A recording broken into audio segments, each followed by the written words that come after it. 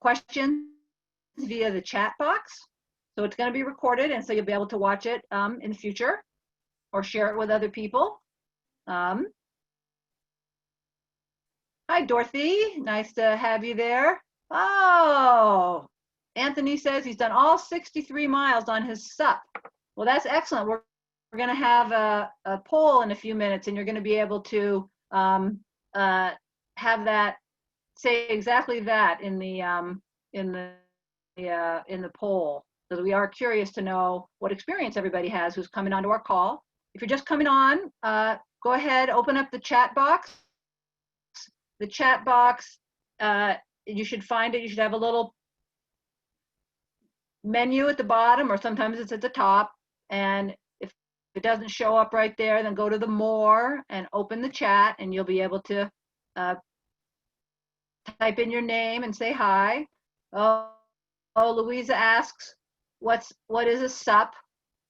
Yep, Anthony writes back, it's a stand-up paddle board.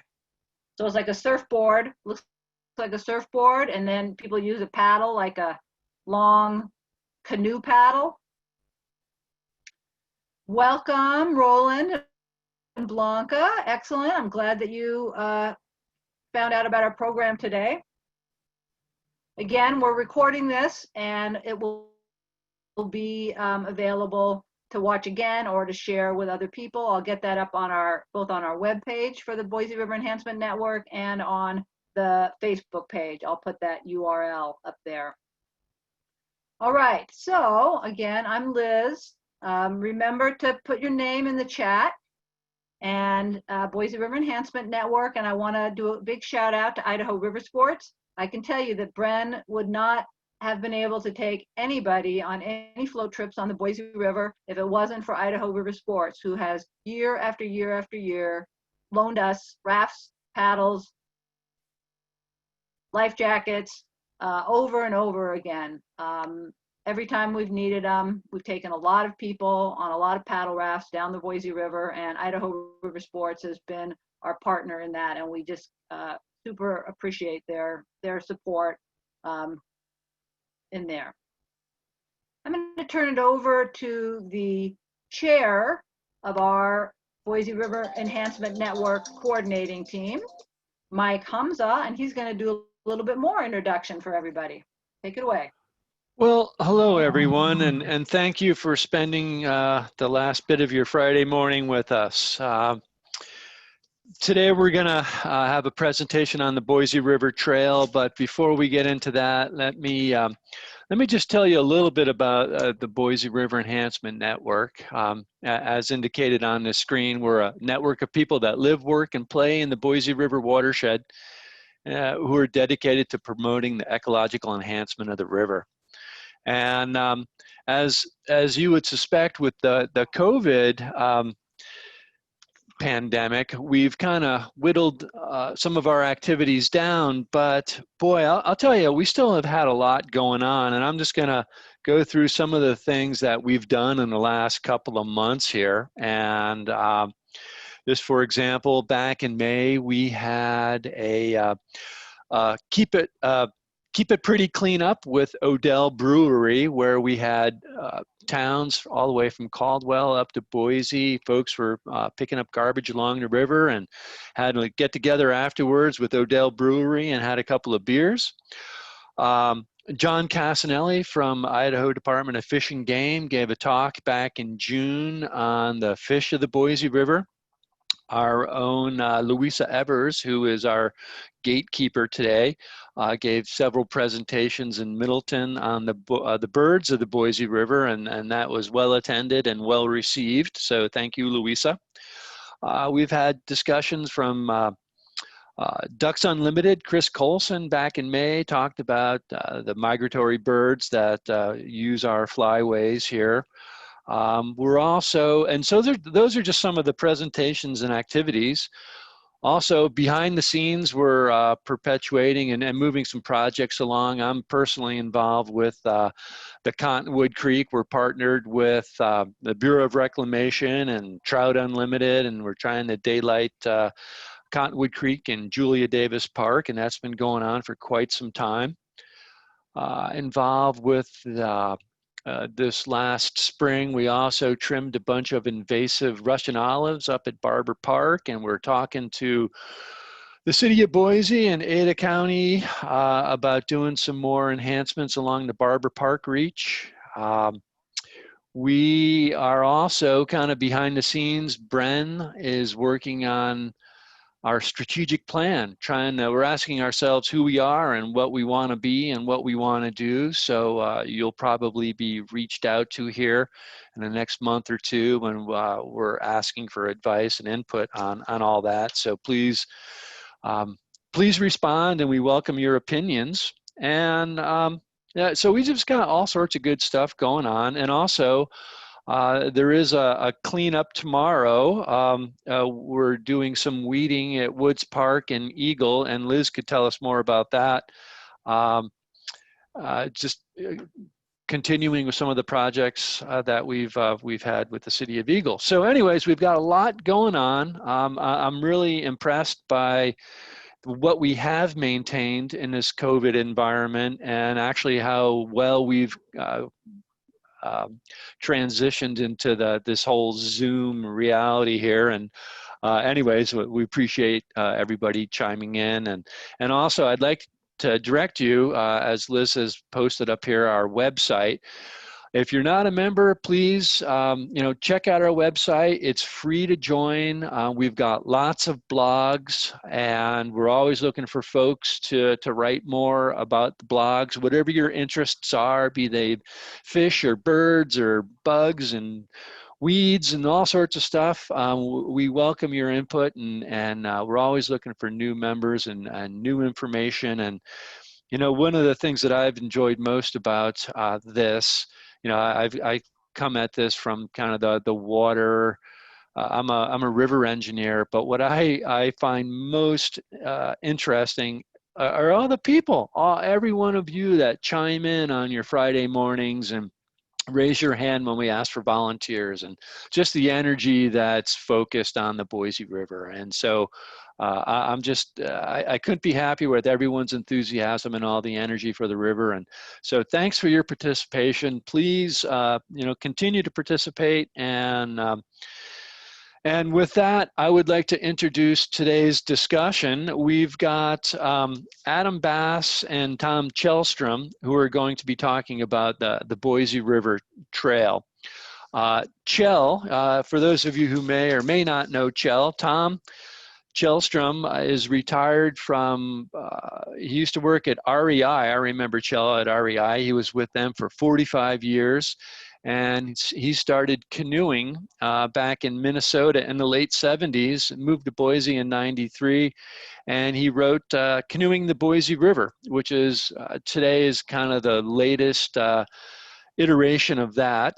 And Chel's also served on numerous Boise River organizations and committees, and Chel was around the table at the very beginning back in 2011 when the Boise River Enhancement Network came into being. Chel is also presenting with Adam Bass. Adam is a civil engineer here in town, and he is a member of our coordinating team, and he's also the chairperson for the fundraising committee. Adam's an avid kayaker in his spare time and has paddled many rivers throughout the Pacific Northwest, and including a paddle on the Boise River from the diversion dam all the way down to the Snake River in one day. So I think we're going to hear a little bit about that. And I don't think I've forgotten anything. Liz, please let me know if I did. But with that, I would like to turn the meeting over to Adam and Chel. And take it away, gentlemen. I'm looking forward to it. Hey, thanks a lot, Mike. Everyone, it looks like we have some experience out on the Boise River, just judging from the chat box. And we also have a poll that we can get everyone to take and kind of get an understanding of where you heard about this program. Also, when you what you use when you float the Boise River, and what sections you usually float. let's see here. I'm going to share my screen.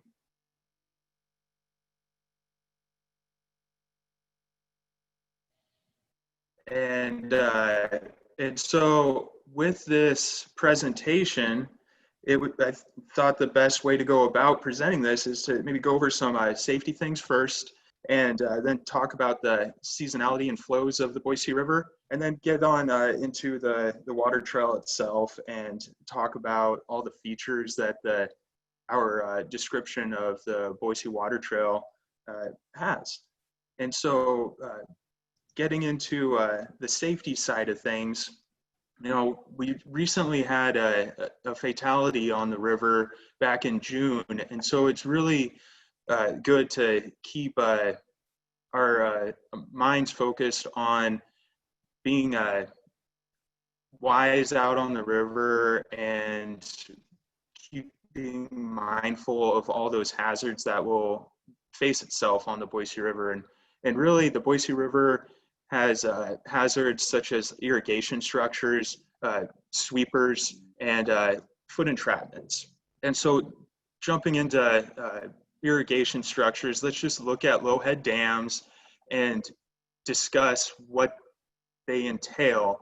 And typically they have a concrete structure such as the Settlers Dam at Ann Morrison Park, and they form a hydraulic behind them that is recirculating and it is very difficult to get out of. And so we want to be mindful of these and to make sure that we understand that they have dangers to them, and that we need to portage around them or try to avoid them in any way we can. Luckily, the Boise River really only has the Settlers Dam, low head dam, that can really, that is significant and has a significant water hazard to it. But beyond that, the other irrigation structures are going to be slightly less hazardous, but it's something to keep in mind. And one way to get out of any structure or anything like this, if you found yourself in a backwash, is to ball up into a cannonball and try to get down deep into the river and hit the bottom of the river and bounce along the bottom, because that's where the outwash is going. And then you'll resurface away from that spinning motion going on in the river. So going on to river sweepers, these are typically down trees that have fallen into the river. And this is another item to really keep your eyes downriver on and look out for, especially on those sections that you might not have paddled in a little while. And it's one of those things that if you find yourself up against a log or up against a rock or feature and you are starting to stop, or you're starting to feel pressure, just stay composed and try to get stable. And then once you're stable, try to figure out how to get away from it and how to get safe, or stay there until you can have somebody come out and help you. But the key is to stay composed and to stay calm. And then going on to foot entrapments, it's really key to be mindful of how fast flows are moving. And so if a river is moving fairly swiftly, do not put your feet down. Otherwise, it could lead to a foot entrapment, which causes the water to start flowing over you. And this is how many situations go bad very quickly. So the key is in currents that aren't as quick, if you need to walk along them, point your feet upstream and really try to avoid walking in any swift water currents, and be aware of where any riprap is at, or where anything with boulders 1 foot or bigger are going to be. Because if it's bigger than 1 foot, then you're going to have chances of getting a foot entrapment. Yeah, and so Chel, did you have anything else to add to that on in terms of safety?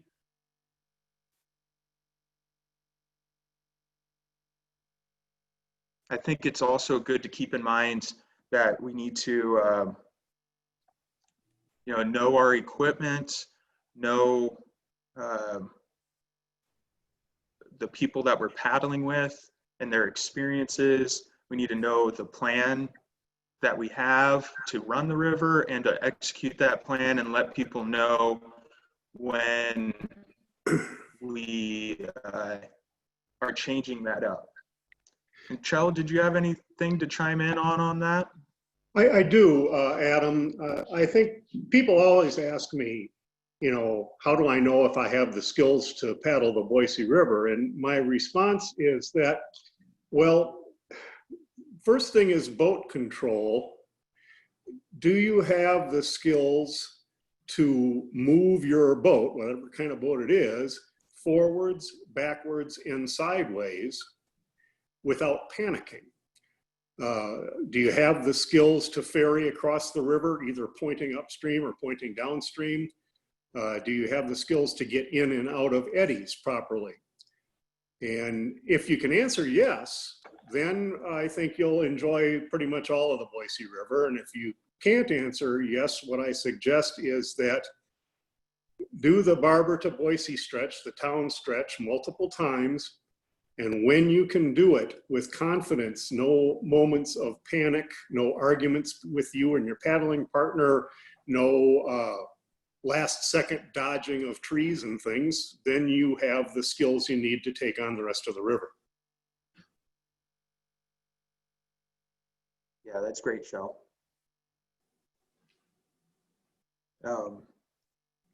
And Chel, did you want to go on and talk about the flows of the Boise River and kind of the seasonality of it? Sure. Yeah, so the Boise River is controlled by both the natural inflows from all the various streams and creeks that lead into it, but it's predominantly controlled by the three upstream dams, Lucky Peak, Arrow Rock, and Anderson Ranch. And the city of Boise has determined 1,500 CFS as measured at the Glenwood Bridge as being the level where they feel it's appropriate for recreational tubers and other users to do the town stretch. In my time in Boise, I have seen the river as low as 200 CFS, and I have seen the river as high as 9,000 CFS. And so there's a broad range of extremes. For the town stretch and the upper Boise River during the middle of the summer, anything between 700 and 1,500 CFS at Glenwood is a very fine paddling flow. At one time, the city of Boise considered passing a law making it illegal to be on the river at anything over 3,000 CFS. And the city attorney advised against it because that would imply it was safer at a lower flow, and they didn't want to do that. In my experience, once the flow gets up around 3,000 CFS at Glenwood, there are very, very few eddies and places to escape the river on the town stretch, and only the highest skilled paddlers should even attempt it. That said, there are lots of people who've done it at 6,000 or more, including my partner today, Adam, but those guys are like Superman. Normal recreational paddlers like me, anything under 2,000 is great. 2,000 to 3,000, I'll consider it in certain places in the upper river. Another thing I'd like to mention is that there are actually two gauges on the river that are available for public information, the one at Glenwood, but there's also one in Parma down almost to the Snake River. And the Boise River is interesting because the flows vary quite a bit during the season. In the spring runoff, the whole thing is high as heck. Once the irrigation season begins, then they control the outlet from the dams, and there's lots of water in the upper river. But by the time you get to the lower river below Caldwell, virtually all the water in the river has been diverted for irrigation. And so it's really not a lot of fun to paddle the lower section of the river in July and August when there's hardly any water in it. Interestingly enough, the situation reverses when you get to the fall. In the fall of the year, there is very little water in the river around Boise. 240 CFS is pretty common as a fall and winter flow. But since no one's irrigating anymore, the flow down at Parma might be 12 or 1400 CFS when it's only 200 in Boise. So to me, the fall of the year is an absolutely wonderful time to paddle the lower river because there's a lot more water in it and the water is a lot clearer. Yeah, that's a great description, Chel. And I've got some gauges pulled up right now. These are on the USGS website. And this is a historic flow from 2013 to 2020, all the different CFSs throughout there. And so it's a logarithmic scale. So these are each at 1,000 CFS increments here. And as you get higher, the bars get a little shorter.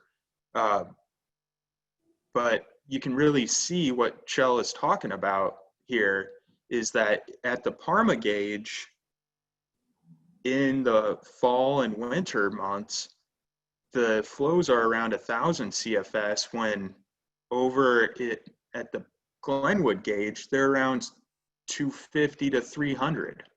And so there's some opportunities to go out to those lower stretches and utilize those higher flows. It's a really good time of year to do those. Adam, if I could chime in one other thought about high water paddling. We'll get into this when we show the map, but the stretch of the river above Diversion Dam, from Lucky Peak Dam to Diversion Dam, normally known as Discovery Park, is a really great place to get the feel of high flows in a pretty safe way. So in the spring of the year when the river is raging at 6,500 or 7,000 CFS, I just plain don't go on any part of the river other than that area at Discovery Park. But it's a really great place for a person who's just getting the hang of handling strong current to practice. You put in at the beach there at, the name escapes me, but the picnic area there between Diversion Dam and the swimming beach at Sandy Point. And the river just comes roaring out of the buoys that mark the highest point you can go. Yeah, that'd be, see that finger up there on the right?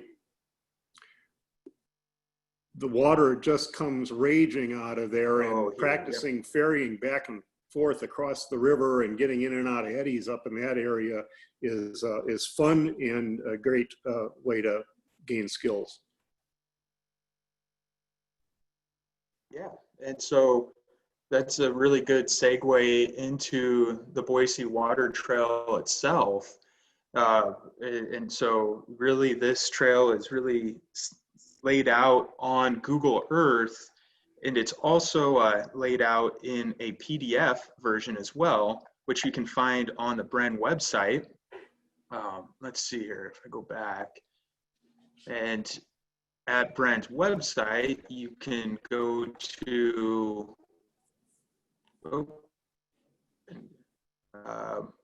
the Boise River tab, and there's the water trail right there. And then from here, you can actually download the water trail guide in a PDF format, or download the KMZ file, which is on that link too. And so this PDF has a breakdown of different features and their mileposts throughout the entire section, the whole reach. And so this is definitely a working document. It needs to be updated constantly. This is the 6th edition at this point, and this latest edition has added some confluences, and then as well as updated some of the access points, and some new access points, included those ones as well. But it seems like there still needs to be some updates made, especially down towards those lower reaches. Those just don't get paddled as much, so it's kind of harder to document those as well. So that's the PDF version of it, and so that's a way to print get a hard document and be able to take out on the river with you if needed. And then there's also a KMZ file that is downloadable, and you can open it on Google Earth so you can plan out your trip and understand what features you might run into in real time. And so beyond the Discovery Park to Diversion Dam, the Barber Pool section is a really good step up from that even. And so this usually forms a nice lake effect pool beyond upstream of the Barber Dam at Shakespeare Festival. And there's a lot of birds and wildlife around here. And then there's also this old zoo that used to be here. Kind of think of it as the Boise's version of Tiger King. But there's a lot of good, interesting things that are on this stretch. I've paddled it a few times now, and it is a nice scenic stretch to go on. And so the access point is at Highway 21, and the takeout is at Barber Dam here. And there's a really well built takeout, or fairly well built takeout here at Barber Dam. Beyond that, there's the town stretch, and we won't be covering that because I think that everyone has a pretty good idea of the town stretch and the takeout at Ann Morrison here. And this is the Settlers Dam that we were discussing earlier. So definitely be aware of that feature and its potential hazard. And now getting to the Whitewater Park, which is the Ann Morrison to Glenwood stretch. The Whitewater Park with this presentation is kind of presented in a way of how to bypass it safely when there's so many other users at it. There's oftentimes like 30 surfers or 20 surfers, or it might be like 10 different kayakers. And when you're down in this wave, it's kind of hard to see up above you. And so when you're paddling, if you're going to paddle through that wave and there's people surfing it, make sure you get some eye contact and communicate with them and let them know that you want to pass through. That way, nobody's going to run into each other or anything like that. But the best way to pass this first phase is to pass it on the right. This feature is currently not usable right now because of all the sedimentation occurring behind it. And so they don't actually use this for surfing. This is the best bypass to go through without having to interact with any of the paddlers. And so that would be on River Right at phase 1. And now phase 2, in Google Earth, it hasn't been updated to display what's been constructed there. So I've gone ahead and gotten a drone picture of the new features. So you've got phase 2, feature 1, feature 2, and feature 3. These bottom features are really easy to see downstream of, and they're not really aggressive features, but it's one of those things, again, where you want to make sure that people know where you're going and just be direct in knowing, or in letting people know where you're going and what direction you're heading in so you don't run into anyone. And now the first feature, the bypass is set up down the middle here. And it can be a little bit intimidating, especially if you're on a sup. You're a little more precarious than if you're in a kayak or in a canoe. I could see where you might want a portage, but generally there's a little feature at the bottom of this drop, and generally like a little right to left move would make you hit that feature a little bit less. But the portage would be taking out up here in this little cove that's formed by this island, and you can portage up and around here. Or there's also a fish ladder here where you can go on the other side of it and take out there, but it's a little less friendly in terms of stepping around. There's a lot of riprap at it, but it's behind these trees here. So that's another option to portage. Chel, did you have anything else to add to that description of the Whitewater Park? No, I think you did great with that, Adam. And in the interest of time, let's take everybody on down under the Glenwood Bridge and show them some of the fun there. Yeah. Yeah, and so the Glenwood Bridge, let's see, there it is there. A great access point at Glenwood Bridge is Westmoreland Park. This is a great takeout if you're doing Ann Morrison down to Glenwood Bridge and paddling through that Whitewater Park. Hey, Adam? Yes?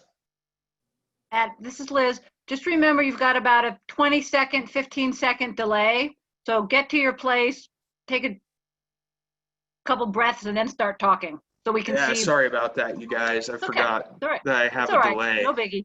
No biggie. It's so Westmoreland Park is located here, upstream of Glenwood Bridge, and it's a great access point. And so moving down, ooh, I'm getting a notification my internet connection's unstable. And so going down to Eagle Island, this is the split for Eagle Island between the North Channel and the South Channel. And the South Channel is more channelized than the North Channel. So the North Channel, at those lower flows, you might need to expect to have to do some walking along the rock because it can not have as much depth to it. But that they're both generally good channels to go down. The South Channel, you have to be aware of a diversion as you get past. If you go past Eagle Road, there's a diversion at this point, at a point as you get to Linder. Can I chime in here, Adam? Yeah, go ahead, Chel. So people always ask me about, which is better, the North Channel or the South Channel? And my response is that, well, they're both great and you need to do them both and see which one you like more. Generally speaking, the South Channel has a lot more water in it. And the North Channel being shallower is much more likely to have liftover portages and that sort of thing. Fishing's good in both. Late summer fishing for smallmouth bass in the North Channel is great. In the South Channel, I've had better luck fishing for trout. But the reason there's more water in the South Channel is the diversion at Linder Road, or just upstream of Linder Road. So if you want to scan down to that.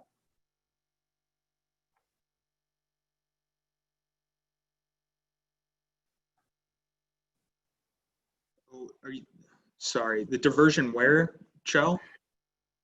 In the South Channel, just upstream of Linder Road. So that's, there you go. Oh, yeah. Yep, that's this one here at Duck Valley Road, or Duck Alley. Yeah, so that is the settlers irrigation, no, excuse me. That's the Phyllis Canal. That takes off on the south side of your picture there. It's a big chunk of water that comes out of the river, and you can portage on either side of the river. Neither one is well marked or maintained, but I consider it to be a mandatory portage. And then there's typically not that much water in the river for the next couple of miles until the north and south channels reconnect. And then there's flow from both channels again, and it's better in midsummer.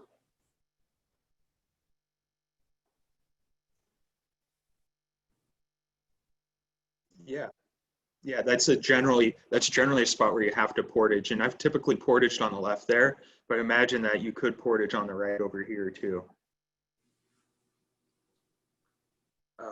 Okay, and so going down further from Linder Road to the access point at Star Road, there's a good takeout spot upstream of this diversion.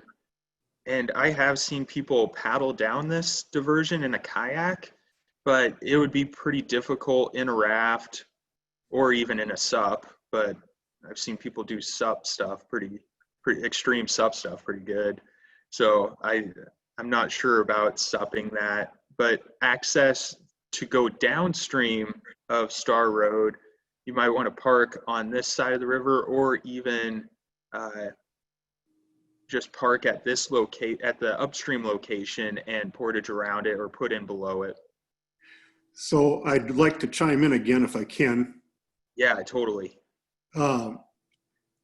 The channel that you're looking at on the bottom of your screen, where the lower parking access you show, that dead ends. And you're gonna, if you stay in that channel, you're gonna end up with some electric fences and barbed wire and that sort of thing.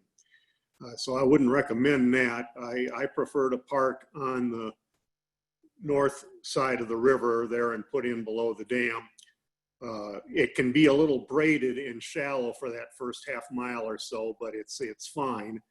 And frankly, I think the section from Star Road there on down to Middleton is one of the very pretty and not often used sections of the river. I highly recommend it. Yep. And we've taken Bren float trips down this channel before by using this access, and we've taken them down this and then portaged over to the main channel. But you're not really on the Boise River until you make that portage. And so it's definitely something to be aware of at Star Road. Yes, that's absolutely correct. If you want to take down the irrigation channel for the first half mile, you can do that. You're just going to have to portage across the island.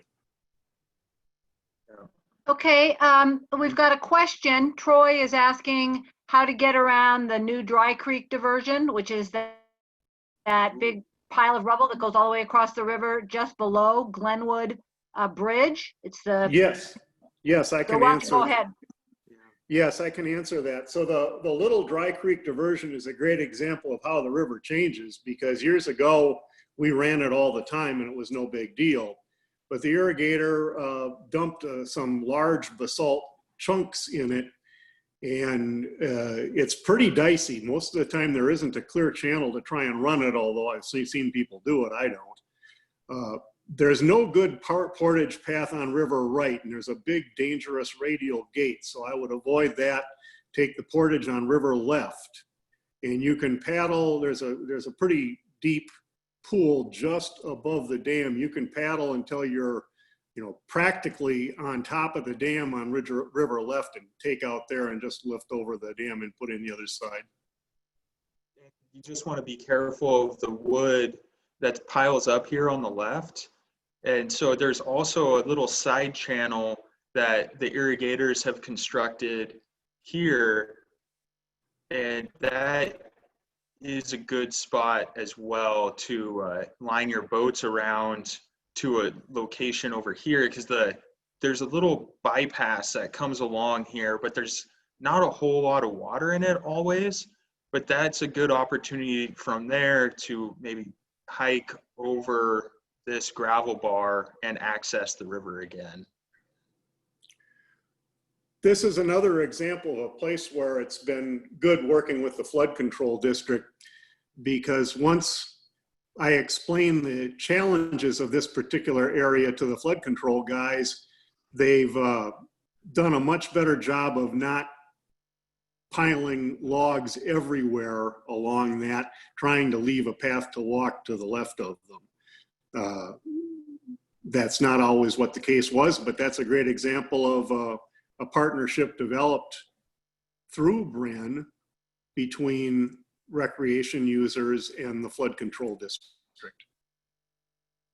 And from past float trips, we have gone to this right side and taken 3 rafts over this side and put on below the dam diversion. So it is doable. it's just, you're going to want to watch your step probably a little more, because there's a lot of riprap over here, and there's a decent amount of current coming up through this area as well to River Right. So it's either side, but it is kind of a tricky portage, whichever way you slice it, really. That's part of the fun of the Boise River, is every time I do it, it's a little bit different. And we have to think about the changes in the river, both natural and man-made, but they keep it interesting. That's so that's true. exactly right, both of you guys. I'll let Adam get to where he wants to go next.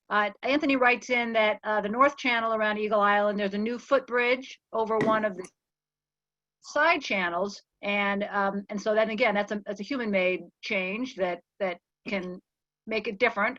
So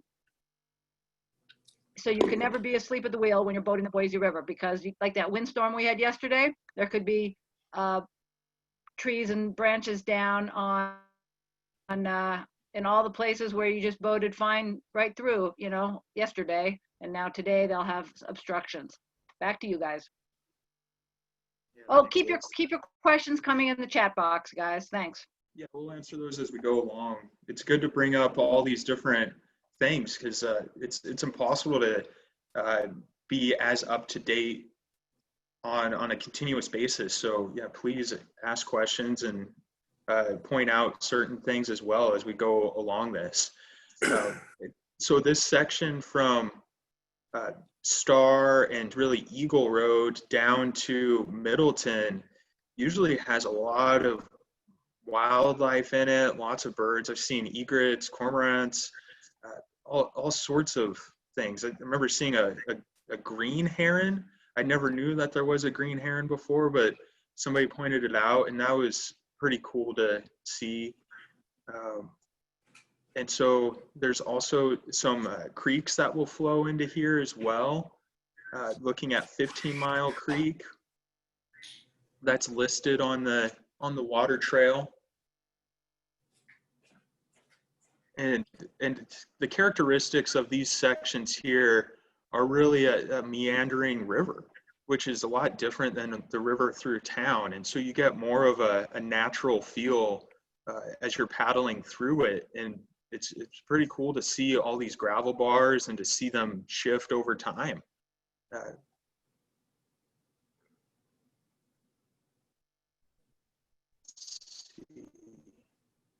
So the access points down here are really along the bridge crossings, but there's also Lansing Lane, which is a great access. Let's go ahead and zoom in on that for a second. Lansing Lane here. There's a good spot to be able to launch a raft or to take one out.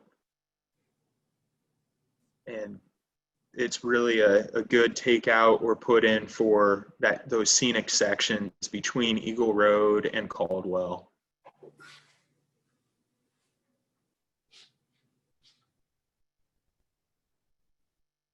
And then going down river, it's good to point out the Mason Creek confluence, which is out by Caldwell. You can really see the different colors entering the stream from sediment, from runoff. And now when you get down to the Plymouth Street Bridge in Caldwell, there's a lot of diversion structures down in this area. And so the river takes a sharp bend to the south, and this is a canyon. It's actually the reason why Canyon County is called Canyon County. And the way that Bren has portaged this location in the past is to go to this island here, and there's a large head gate that you can portage around to the right of it and put in down here. You can actually portage up here too. Actually, I believe we actually portaged on this island. I'm sorry. It's between the big concrete head gate and the riprap rubble. There's islands to portage there. in the summer, you could probably look for the high school students. They'll help you out. I have an anecdote about that space I'd like to share with the group. A number of years ago, I was participating in an educational float for politicians and bureaucrats, really. And we decided to take them on the stretch from Middleton to Caldwell. And we did it specifically because we'd heard that, well, why do you care about that? That water's lousy. Nobody uses it for anything. It's all filthy and it's just a waste of time. And I said, well, actually, if we go down there and get on the river, maybe we'll have a little bit different perspective. And it turns out that most of these people who are making decisions about the river had never been on it. And within the first few minutes, we identified a couple dozen different bird species, and then there was a hatch, and all of a sudden these trout started rising everywhere all around us. And then we got down to the River Gates Dam and that steel bridge on Plymouth Street, and there was probably 50 or 75 teenagers swimming, fishing, sunbathing, paddling around in their inflatable boats and having a great time. And I think we really opened a lot of people's eyes to the possibilities that day.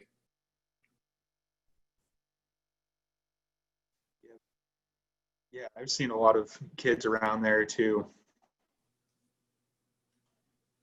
And so, yeah, that's great.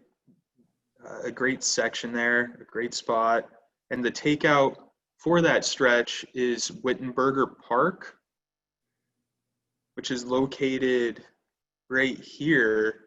And we actually need to list that onto our water trail. There's a spot to take out after the bridge. And so there's a good place. It's kind of a smaller eddy, so if you have rafts, you might want to go one at a time. And that's a great spot to access the takeout for that section or the put in. And then so as we go further downstream, this is where we're starting to get into those lower stretches. And using the Parma gauge is really going to be the best gauge to use when you start getting down this far along the water trail. And this area's characteristics are really a lot of meanders as well, but you start running into push-up dams from irrigators. And so you want to be constantly aware that things are moving around. It's not going to be the same as the last time you ran it, and it's also going to have that feel where maybe it's not like a fully natural feel, but it's got some recent changes, and so there might be some moving sediment or gravels around the area. It could be less structurally sound. And so Chel, do you have any other things to add to this section here? Well, I have a little poem about another educational float we did a few years ago with Bren at that section just upstream a bit where you showed the push-up gravel diversions. Yeah, please share it, please. I paddled my canoe on down the Boise River, Old Fort Boise, Fort C. Couple of dozen citizens, politicians, bureaucrats, and river rats. We were 4 rafts strong, my canoe along, down the river Boise. But way before the takeout, we had to find a way to get out. River was diverted into a tangle of trees between Fort Boise and me. Blocked by pushed up gravel, our river trip unraveled. We found a way out through a cornfield and called the mayor's wife for a ride.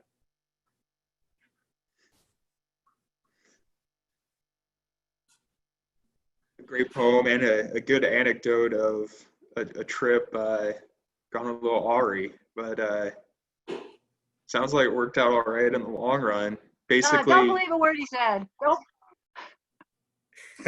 you ran out of water on the river, huh? It all disappeared? It all disappeared.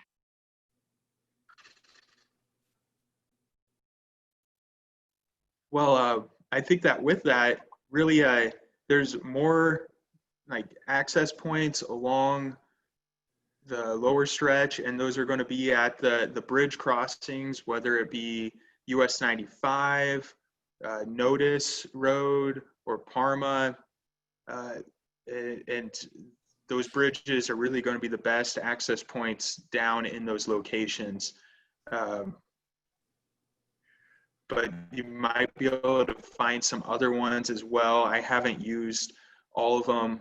There's one that is listed down here. It's the Takatori access, and I have never used that before, but there's potential access points throughout these spots. And so this is a good spot probably to have more discussion or to have people ask questions and maybe share your experiences with some of these sections and touch on anything that we've missed. We can also look at the poll here.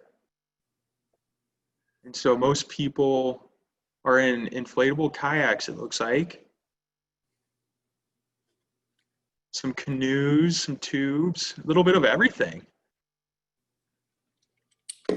We needed to have a category for inflatable alligators. I have it on good notion that someone has actually done the entire river on an inflatable alligator. Probably didn't see any wildlife. You're too scared. And then the Barber to Boise float is primarily what everyone is floating.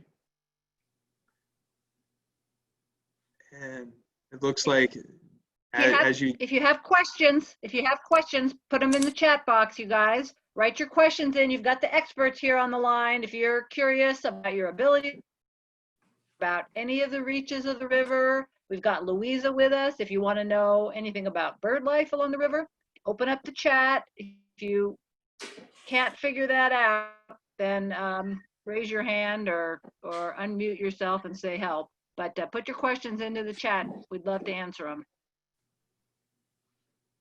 Yeah, and I'd be curious to hear about people's experiences paddling down in the Middleton, Caldwell, Notice, and Parma areas.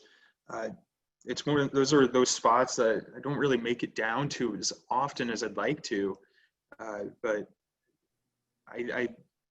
that's where I'd like to see if we are stating those characteristics of those sections right, and seeing if there's any features that we should definitely point out or maybe emphasize more.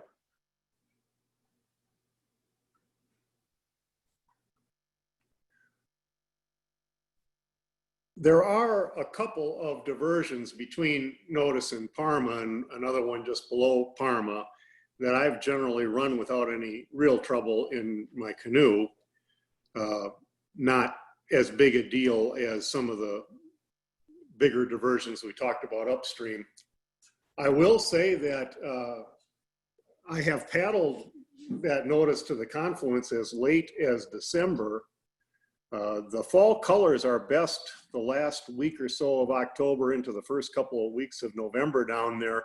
There's a great cottonwood canopy in sections of it that just turn a brilliant gold with the low angle of the sun.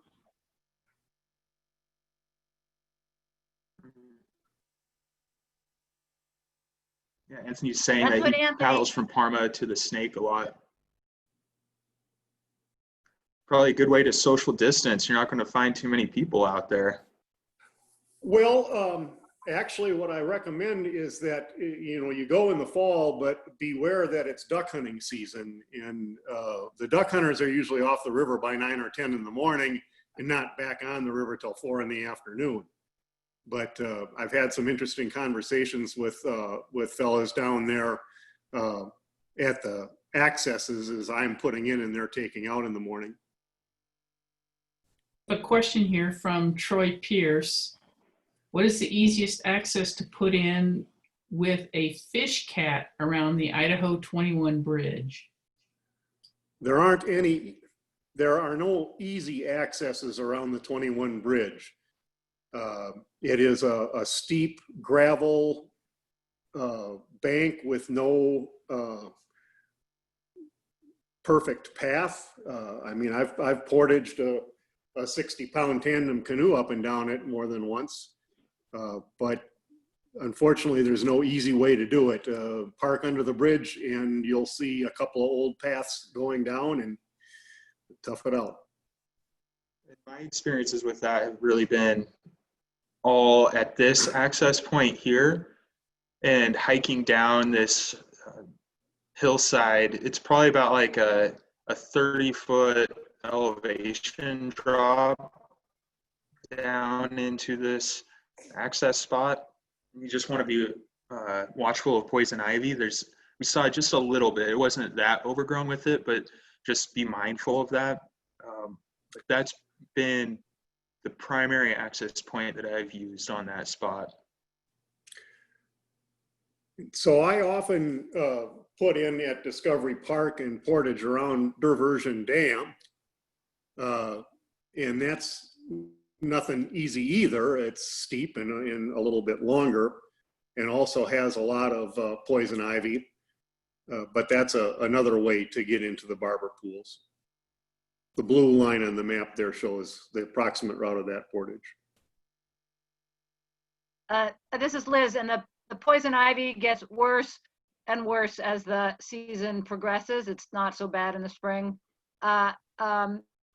Chel, you might not know, but under that Highway 21 bridge, Ada County has built some steps, and so it's a lot easier to get down to river level. Just below the Highway 21 bridge. They're not super wide, but there are steps, so you're not just sliding on your rear end down the hill.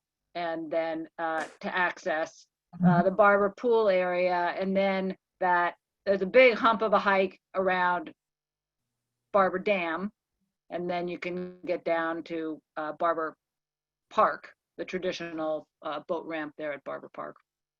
Well, actually, there's one more portage, Liz, at just upstream from Eckert Road. There is the Nampa Meridian Irrigation District's main diversion. The paddle from Discovery Park to Barber Park is not often done because it has 3 pretty long portages, but it is totally worth it in terms of the wildlife and beauty and fishing and seclusion.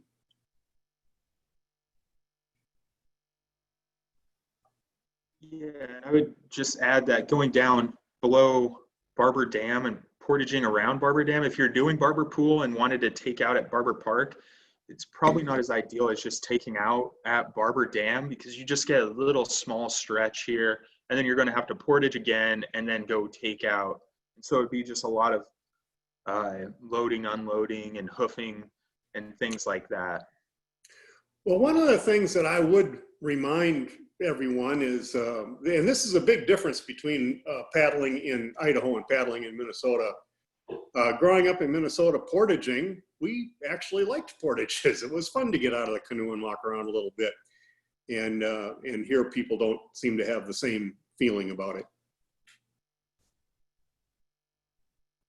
Maybe that's just the Minnesotan personality. You're masochists. They want to be out so the mosquitoes can get to their legs. Hey, so Troy says, where do you park if you take out at Barber Dam? And then Adam, could you remind people again that this map isn't some kind of exclusive thing just for you, that they can actually use this Google map, and explain to them again how they can use it? Yeah. And so the best way to access the Barber Dam takeout is to park your car on the street here And then once you get done with your run, you could go get your car and drive it down to load your gear. That's how we've done it in the past, rather than parking our cars out in this area, just not to upset the owners of the dam, and to use the public street. Really, you want to try to use public streets as much as possible for parking or public areas. And so and it is gated. It's often Okay. gated and closed at the access, so don't get yourself locked in by any means, but it's not that long of a hike. Yeah, so maybe we had that gate opened up for us when we did that float trip. And so it's not too far of a hike, but that's going to be your best spot to take out. And as far as where to get this information, going to the Bren website.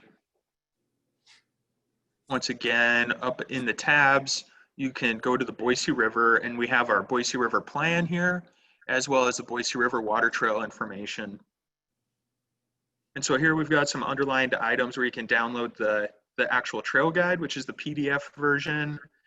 And then there's the Google Earth Tour KMZ file.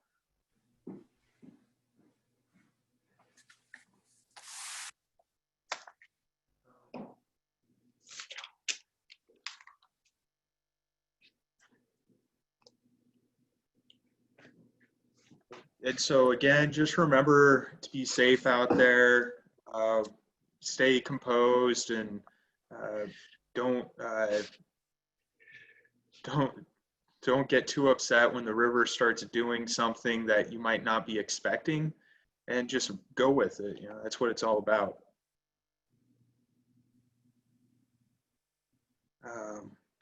This is awesome. We're going to give everybody a few more minutes if they have some other questions about anything. And I want to say that this program has been recorded, and we'll be saving it, and you can watch it again, and you can share it with other people. We appreciate it if you do that. We also appreciate it very much if you're not already a member of the Boise River Enhancement Network, if you go to our webpage and join. One of the disadvantages of not seeing everybody in person and having our infamous sign-in sheets when we do our programs is that we are having a harder time, you know, recruiting more people into our organization. And our organization just gets stronger and stronger the more people we have. And so we would appreciate it if you go to our website and join. And let me just take a minute and say back to our volunteer work day in Eagle tomorrow. We've been working on a habitat enhancement project. It's the site of a yet to be developed park in Eagle, right on the Boise River, called Woods Park. And there's 2 ponds there, and so which had no native habitat around them. So we've been planting willows and some cottonwoods and some other riparian vegetation there, and it's looking really awesome. We've been working on it about a year and a half now, and we tomorrow morning at 8:30 we're going to be going out. We're going to be going out at 8:30 tomorrow morning and taking out some of the weeds. We're trying to get the weeds down and leave more room for the willows to continue to spread and the small plants to get some sunlight. And for our Facebook page or our web page, and you can find the link to that event. There is a Eventbrite sign up that we would appreciate it if you'd sign up so we know you're coming, and then you can also get all the directions. But it's off of Edgewood Lane where the Starbucks is. We're going to be meeting in that Greenbelt parking lot at 8:30 tomorrow morning. Make sure you have long pants, long sleeve shirt, water, and your mask. And some of you are just joining, so you're coming in at the very tail end, which we appreciate you getting here, but you've missed the program, but you can watch it. I'll post later on today the recording of the program, and we are taking some questions in the chat box if anybody else has any final questions. Yeah, if anybody wants to know about any access points or have a dialogue about them, we'll stick around for a little bit longer and be willing to talk about any sections or any ways to get to certain parts of the river. This is Mike. I'd like to chime in and thank you both for this presentation. And obviously you two know the river very well, and I loved all the various aspects. And thank you for starting off with the safety talk too. That's always a good reminder. Adam, I hope I took some notes. Your ball up and flush out comment, folks. Hopefully you don't have to get that far. Hopefully you could avoid it. And Chel, the electric fences and barbed wire and Star. It's good to have your intimate knowledge of the river so we can avoid things like that. So, guys, thanks. It's just wonderful to know what's in our backyard and know that you guys are resources for us, so we can go enjoy our backyard. So thank you. And thank you all for participating too, and participating in not only the video and this presentation, but the questionnaire and the chat. So I think it's wonderful. Thank you all.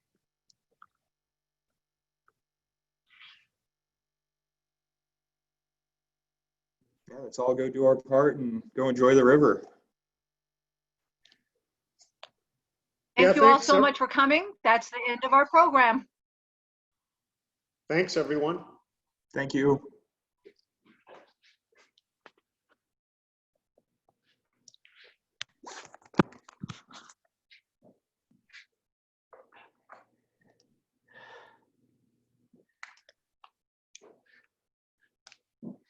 All right, Chel and Adam, I'm going to end the meeting. It doesn't seem like there's any more questions.